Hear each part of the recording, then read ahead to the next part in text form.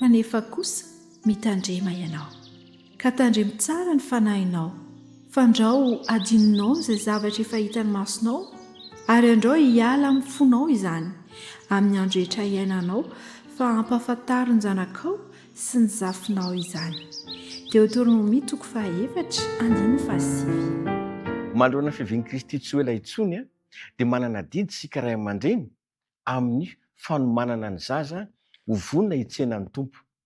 Maniry mantsy ny tompo raha ahita azy ijoro tsara ary ho mahatoky amin'ny asa izay nankian'Andriamanitra ho tanterahan'izy ireo, dia ny hoe hanohitra ny ratsy, hiala amin'ny fahotana, hitady ny marina ary indrindra indrindra ny hoe ho tonga mpanompo mahatoky eo anatrehan'Andriamanitra.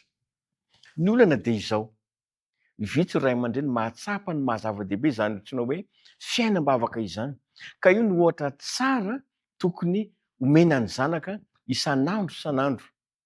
Ilayntsika ray aman-dreny mantsy ny maneho toetra modely azo alainy tahaka, indrindra ahafahan'izy ireo manana toetra hanohitra sy handresy ny fakam-panahy.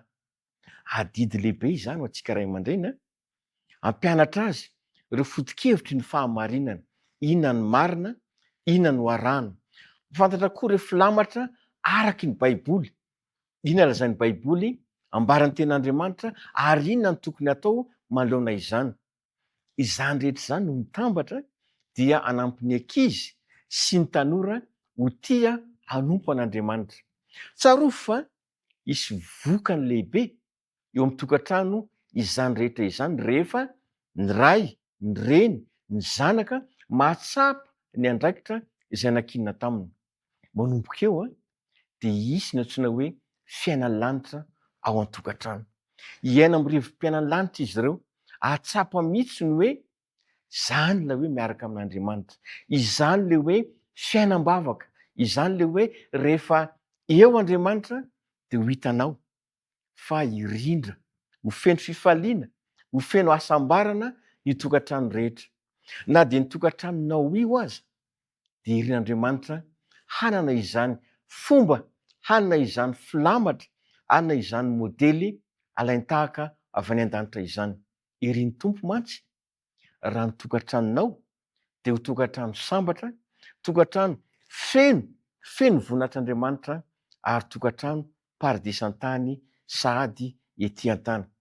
Sitraka ao ve ny hatoy izany tokantranonao? Asaiko anao hiaraka hivavaka isika.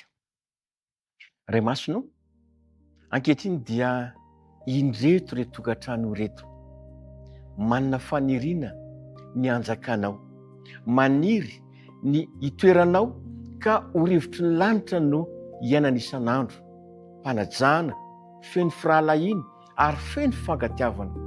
Tompo, omany ray aman-dreny, omany ny ankizy fa ho avy tsy ho ela ianao, ka ireto tokantrano reto anie dia tokantrano izay hitsenanao eny amin'ny raholanitra ary andova ny fiainana mandrakizay. Amin'ny anaran'i Jesosy. Amen.